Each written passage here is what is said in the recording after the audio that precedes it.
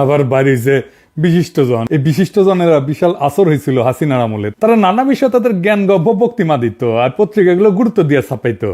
তাদের জ্ঞান প্রচুর, তাও আক্কেল কম, তাই তারা বুঝতে পারতো না যে পাবলিকে তাদের পাবলিকে যাদের না, কিন্তু মনে করে মুই কি হনুরে, এরাই হইতেছে বিশিষ্টজন, বুঝাও।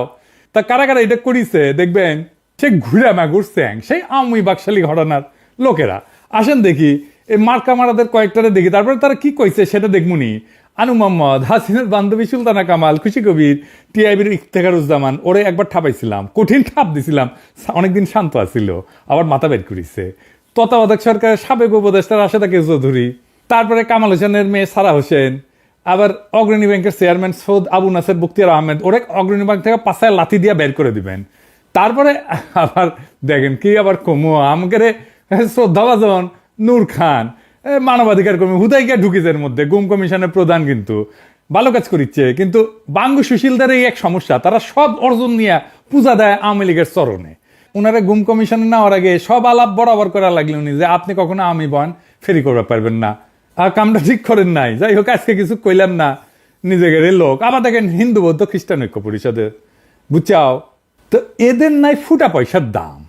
আসছে পত্রিকা পাতায় প্রতিবাদ জানাইতে, কইছে ধানমন্ডি 32 নম্বর রোডের শেখ মুজিবুর রহমানের বাড়িটা ঘুরিয়ে দেওয়ার তীব্র ক্ষোভ এবং নিন্দা জানিয়ে বিবৃতি দিচ্ছেন দেশের 26 জন বিশিষ্ট নাগরিক, যাদের পাবলিক তারা বলছেন আইন শৃঙ্খলা বাহিনীর সম্পূর্ণ জ্ঞাতসারে যেভাবে বাড়িটি ভাঙা হয়েছে, আগুন দেওয়া হয়েছে, তাতে করে গভীরভাবে মর্মাহত, স্তম্ভিত এবং লজ্জিত হয়ে এই ঘটনার বিচার চায়। আবার তা করেছি তো আমরা, আমিও করেছি, আমি তো ডাক দিছি, তো আমার বিচার কর তুই। দেখি দেখি ক্যাঙ্কা তোর মাজাত জোড়ায়, দেখি আয় আয় একটা মামলা কর আমার নামে, দেখি কত তোর মাজাত কত জোর আছে, তোর 26 জন মিলা, দেখি আয় কর তো, দেখি আমার নামে একটা মামলা, আয় দিব বিচার।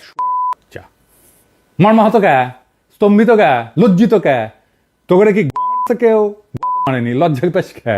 বাড়ি বুলডোজার দিয়ে ভাঙা হয়েছে, তো বাড়ি তো হাসিনার বাপের, তোর ফাটে, হাসিনার ফাটলে তাও একটা কথা ছিল।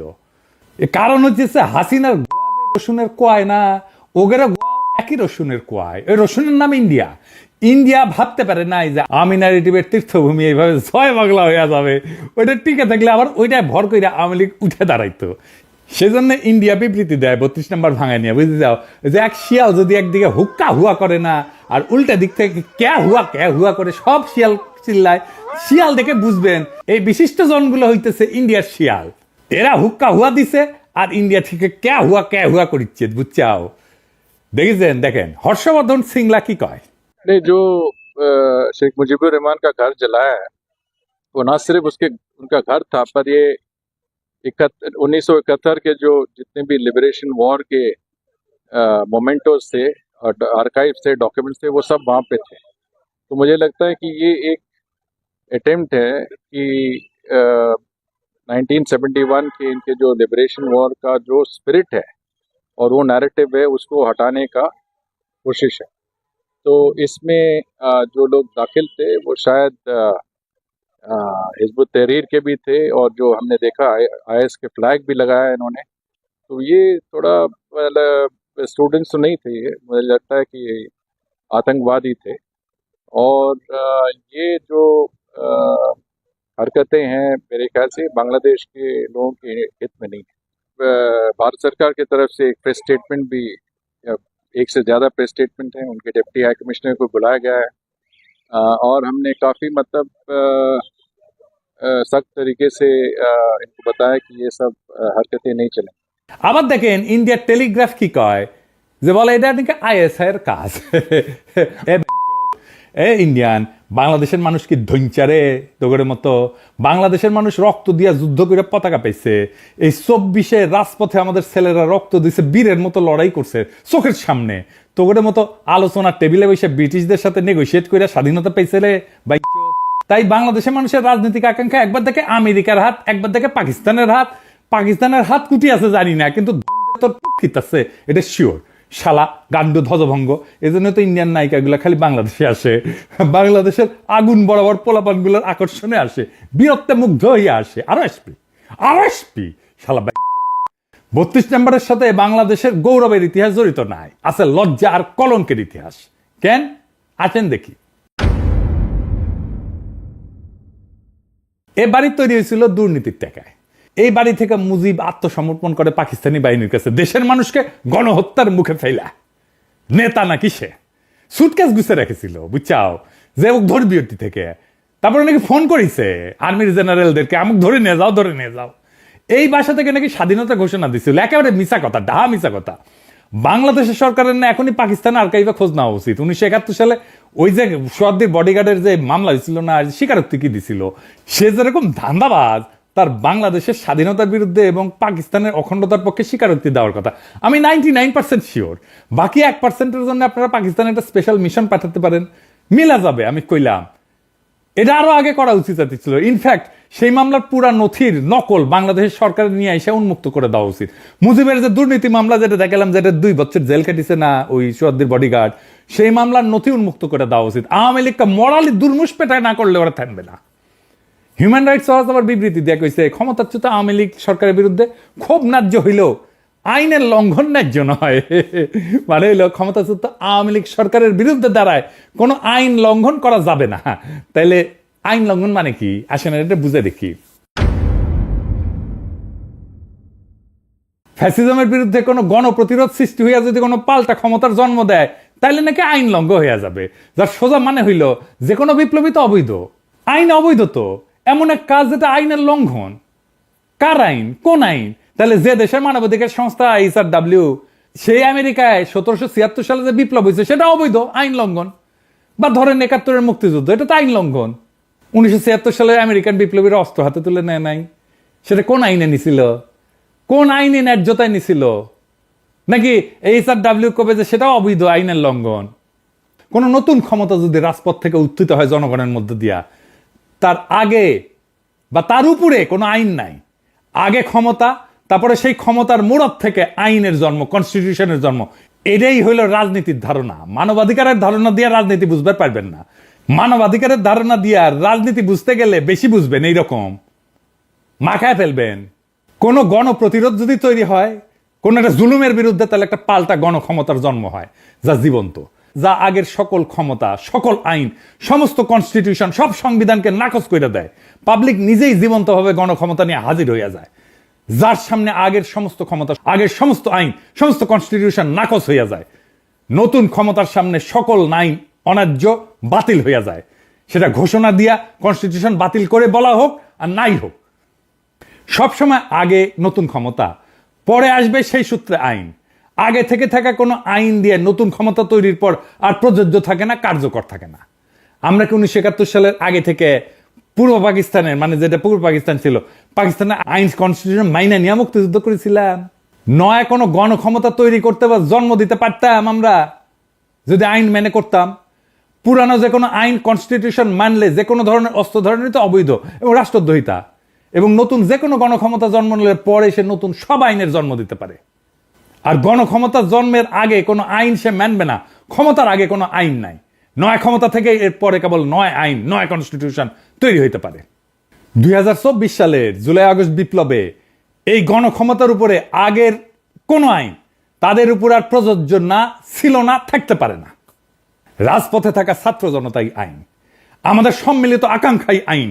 আমরাই সার্বভৌম জনগণ, আমরাই সম্মিলিতভাবে যেই আকাঙ্ক্ষা পোষণ করব সেটাই বাংলাদেশের আইন। এর বাইরে কোনো আইন নাই। এবং এই জন্যে এই বিপ্লবী জনতাকে মব আখ্যা দেওয়া হচ্ছে। কাদের তরফ থেকে? কেন বিপ্লবী জনতাকে মব বলা হচ্ছে?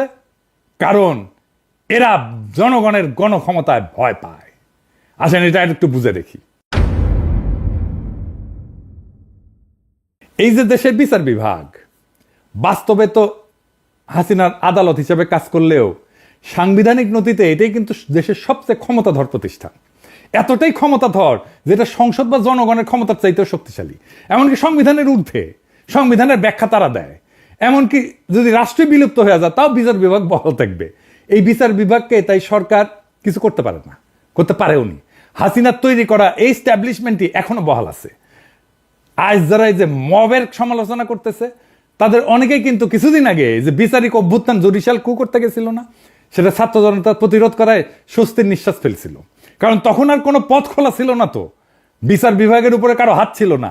এক সময় সংবিধানে বিচারকদের ইমপিচমেন্টের বিধান ছিল, অভিশংসনের বিধান ছিল, তাদেরকে লজ্জা দেওয়ার বিধান ছিল, যেটা দিয়ে তাদেরকে অপসারণ করা যেত। সেখানে সংসদের কিছু ক্ষমতা ছিল, কিন্তু বিচার বিভাগ সেটা বাতিল করে দিচ্ছে।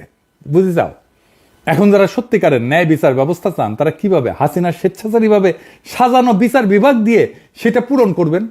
একমাত্র সমাধান হইল বিচার বিভাগকে সম্পূর্ণভাবে পুনর্গঠন করা, নতুন করে একটা বিচার ব্যবস্থা গড়ে তোলা। আর সেটা করতে হইলে সংবিধান সংশোধন করতে হবে এবং বিচার বিভাগের উপরে জনগণের সর্বোচ্চ কর্তৃত্ব প্রতিষ্ঠা করতে হবে।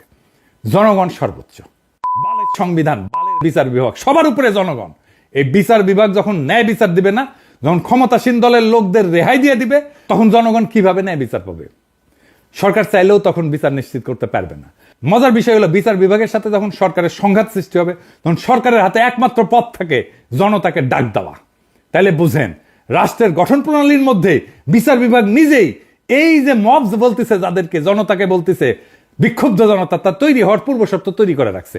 জনগণের সার্বভৌমত্বের বদলে বিচার বিভাগের সার্বভৌমত্ব দলিলে লিখে রাখা হয়েছে। জনগণ বিচার বিভাগের খবরদারি মানবে কেন? রাষ্ট্রের মালিক জনগণ, বিচার বিভাগ না। বিচার বিভাগের ঊর্ধ্বে জনগণ, রাষ্ট্রের প্রকৃত মালিক জনগণ। তাই যাদেরকে আজকে মব বলা হচ্ছে তারা থাকবে, জনতা রাস্তায় থাকবে, জনতা রাজপথে থাকবে যতক্ষণ পর্যন্ত না নতুন আইন তৈরি হইতেছে, ততক্ষণ পর্যন্ত জনতাই ডিক্টেট করবে এই সরকার কিভাবে চলবে। এবার আসেন 32 নম্বর ভাঙায় কি অর্জিত হয়েছে, কি লাভ হয়েছে, এটা একটু বুঝে দেখি। এই সরকার, যে সমস্ত পার্সেন্টের সরকার যে সমস্ত ভালো কাজ করে না, তার দায় এসে পড়ে ছাত্র জনতার নেতাদের উপরে, তখন গালি খেতে হয় তাদের। আর নতুন রাজনৈতিক দলকেও কিংস পার্টি বলে কটাক্ষ করা হয়, মানে ছাত্ররা যে দল তৈরি করতে যাচ্ছে, যারা গালি দেন ওই নেতাদের দোষ দেন। তারকে একবারও ভেবে দেখছেন যখন ছাত্র জনতা 32 নম্বর ভাঙে, তখন সেটাকে কেন আর কারো কাজ বলে মনে হয় না? ছাত্র জনতার এই কাজ সরকার যেহেতু সরাসরি ঠেকানোর চেষ্টা করেনি, সুতরাং সেটা তো সরকারেরই একটা কাজ। এটাই তো স্বাভাবিক। সরকারে যারা আছে তারা সরকার চালাইতেছে, তারা রাষ্ট্র চালাইতেছে, আমরা সরকারের পাবলিক পার্টনার। রাষ্ট্রের দায়িত্বে থেকে তারা যেটা করতে পারতেছে না, সেটা তাদের পাবলিক পার্টনাররা কইরা দিতেছে। সরকার পুরা বিপ্লবী হইলে এটা সরকার নিজেই এটা ভাঙতো। সরকার আধা বিপ্লবী জন্য সে চুপ করে থাকে, আমরা কামটা সেরা দিই। আধা বিপ্লবী সরকার হইলে তো এমনটাই হওয়ার কথা। এতে সরকারের কর্তৃত্বের ঘাটতি দেখা যাচ্ছে না তো, বরং সরকার নিজেই যে ভাঙতে চাইছিল তা শুধু আনুষ্ঠানিক পথে না, যে অপ্রাতিষ্ঠানিক বা ইনফর্মাল পথে ঘটাইছে। এই সরকারকে জোর কইরা সংবিধানের কাঠামোর মধ্যে ঢোকানো হয়েছে, কিন্তু তার বিপ্লবী চরিত্র অটুট আছে। এইটাই গুরুত্বপূর্ণ বিষয়, সেটাই বারবার প্রকাশ পেয়ে যাচ্ছে। সরকারের যেটা বিপ্লবী আকাঙ্ক্ষা, সেইটা তার পাবলিক পার্টনারের মধ্যে দিয়ে প্রকাশিত হইতেছে। সরকার আমাদের বাধা দিতেছে না। এইখানেই মজা, এইখানেই পাবলিক প্রাইভেট পার্টনারশিপ, বুঝছাও, নতুন ধরনের। আমি নিজে কতবার কইছি এটা বিপ্লবী সরকার না, এটা বিপ্লবী সরকার না। আমরা চেষ্টা চরিত্র কইরা সরকারকে আধা বিপ্লবী সরকার বানাইতে পারছি, এরপরে আমরা পুরা বিপ্লবী সরকার বেনে দেবো এই সরকারকে। এটাই আমাদের অর্জন। যখনই মনে হবে এই সরকার তার বিপ্লবী শপথ ভুলে যেতেছে, তখনই তার বেসরকারি পার্টনাররা আমরা মাঠে নেমে চাপ সৃষ্টি করে সেই শপথ মনে করায় দিতেছি। বিপ্লবের পর হাসিনার স্ট্যাবলিশমেন্টের যারা শরিক ছিল তারা ভাবছিল সব গুছাই আনছি, এখন আমরা অ্যাডভাইজারও নিয়োগ বানাইতে পারি। ডেইলি স্টারের সাংবাদিক কইছিল না, অ্যাডভাইজার আমরা বানাই। হ্যাঁ, বেশ স্বস্তিতেই ছিল।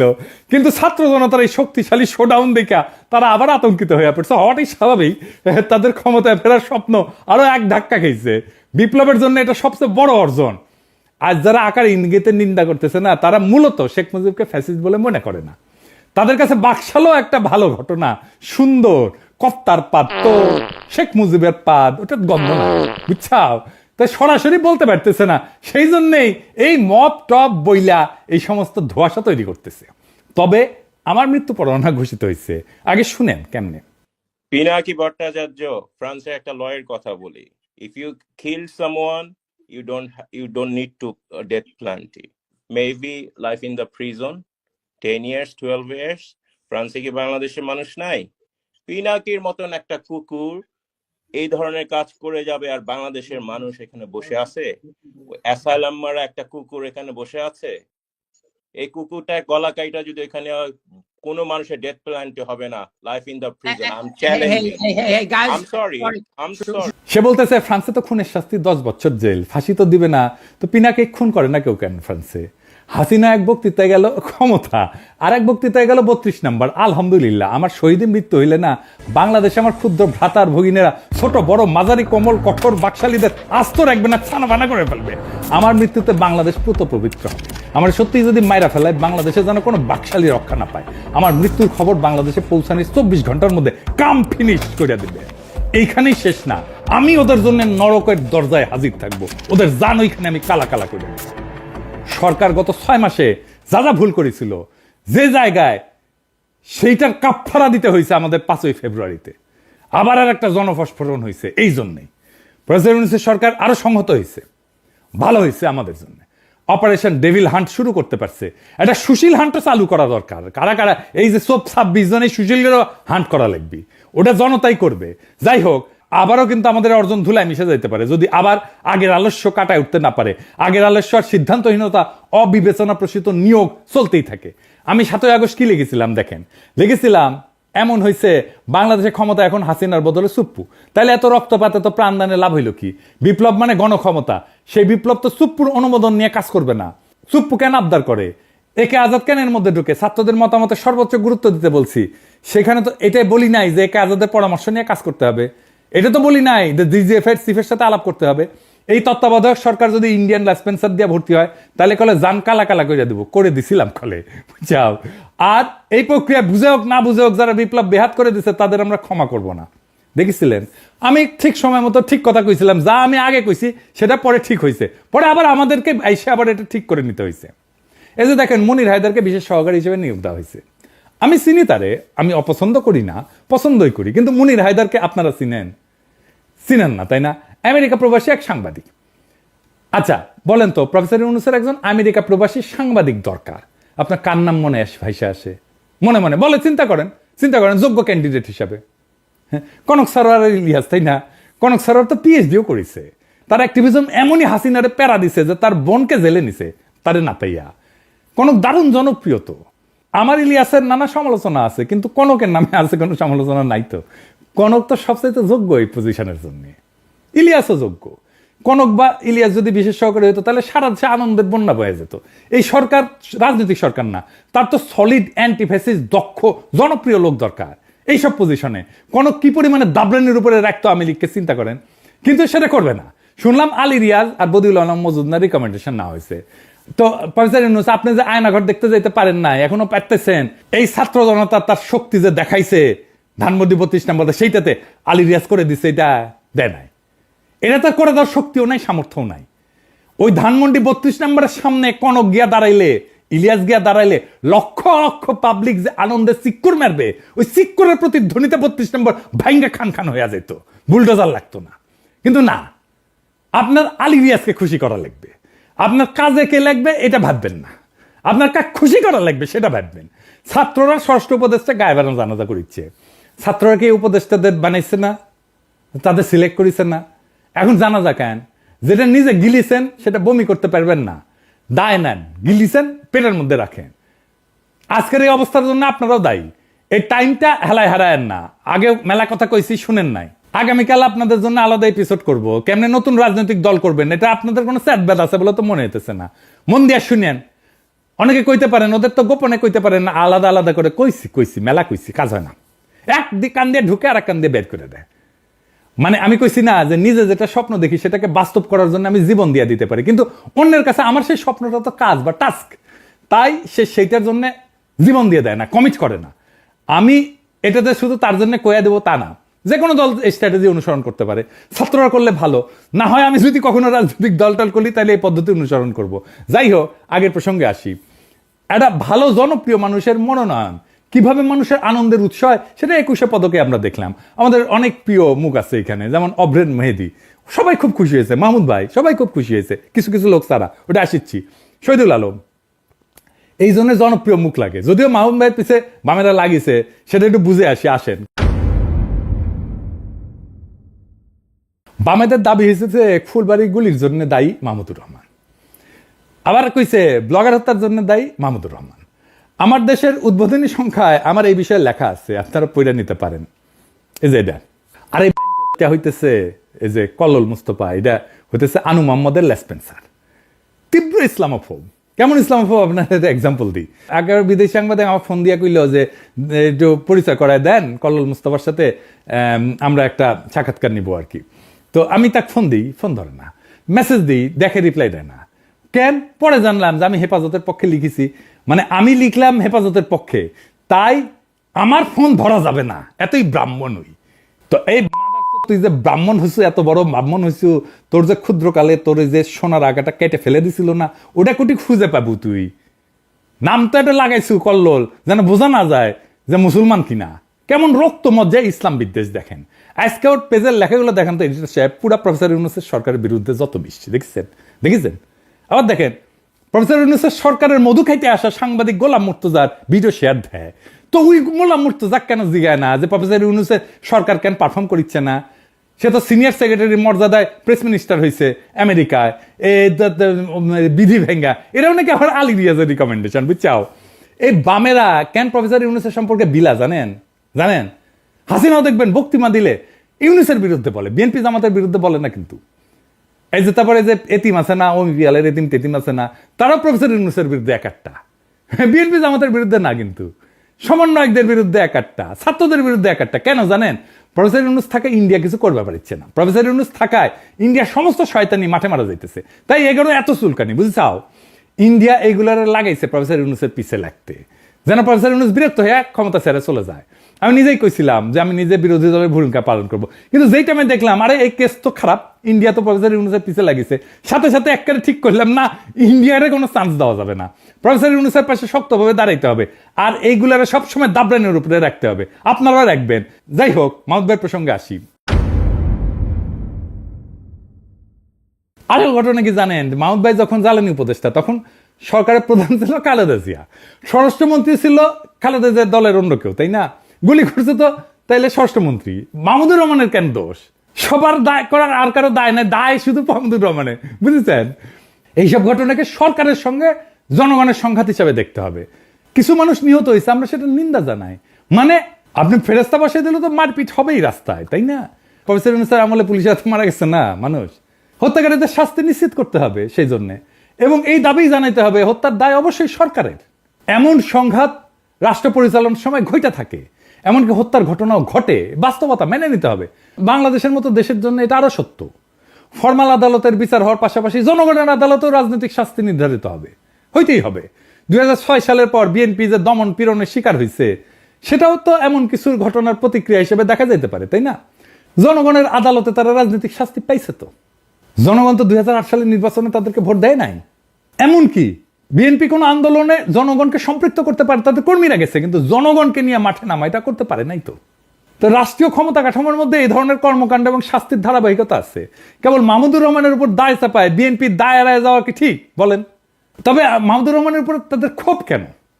কারণটা হচ্ছে তার সাংবাদিকতা। তো এটা সরাসরি কইলেই হয়। উনি স্কাইপের ঘটনা খবর প্রকাশ করছিলেন কেন? কেন থাবা বাবার ব্যক্তিগত ব্লগ, নবী রসুলদের নিয়ে অশ্লীল ব্লগের লেখা এটা প্রকাশ করছিলেন? তো এটার তো জবাব আছে। সাংবাদিকতার কাজই তো গোপন তথ্যকে প্রকাশ্যে আনা, ব্যক্তিগত গোপনীয়তা ব্যতীত। তো তিনি সত্য চাপা দেননি, সেই জন্যই তিনি আরো যোগ্য সাংবাদিক হিসেবে বিবেচিত হবেন। এখন দেখেন হাসিনার যে অনিয়ম, হাসিনার দুর্নীতি, খুন, জখম, লুটপাট, এইটা নিয়ে ওদের যাদের পছন্দ, মতিউর রহমান, মাহফুজা নাম, তারা কোনো প্রতিবেদন প্রকাশ করছে করেনি। অথচ একমাত্র মাহমুদুর রহমান সেটা প্রকাশ করে যাচ্ছে আমার দেশ দিয়া। যদি সত্যি সত্যি ফ্যাসিবাদ প্রতিরোধে আন্তরিকতা থাকতো এই বামগুলার, তাইলে ওরা আমার দেশ পত্রিকার প্রশংসা করতো, মতিউর মাহফুজদের সমালোচনা করতো। সেটা কিন্তু করে না, আমার দেশের সমালোচনা করে। আর মতি মাহফুজ ওদের কাছে দেবতা। এই জন্যেই বাংলাদেশে এই সমস্ত সুশীল বাম হান্টিং শুরু করা উচিত। বাংলাদেশে ইন্ডিয়ান দালাল মুক্ত না করলে বাংলাদেশ মাথা তুলে দাঁড়াইতে পারবে না। আমাদের বিপ্লবের একটা লক্ষ্য হাসিনা হটাও, আমাদের বিপ্লবের আর একটা লক্ষ্য কিন্তু ভারতীয় দালাল মুক্ত বাংলাদেশ। তার আগে ভারতীয় দালাল চেনার কাজটা করতে হবে। আজকে তো কিছু দালাল চিনিলেন, তাই না? এদের প্রোফাইল, ফেসবুক প্রোফাইল যদি খোলা পায় না, তাহলে লিখে আসবেন। কি লিখবেন জানেন? লিখবেন জয় বাংলা, জয় হিন্দ, লুঙ্গি সেরা ধুতি পিন। আর এইগুলারে আমার কাছে পেটে দিয়েন। ধুতি কেমনে পড়া লাগে যেটা শিখে দেবো, ফ্রি ফ্রি, ইনকিলাব জিন্দাবাদ।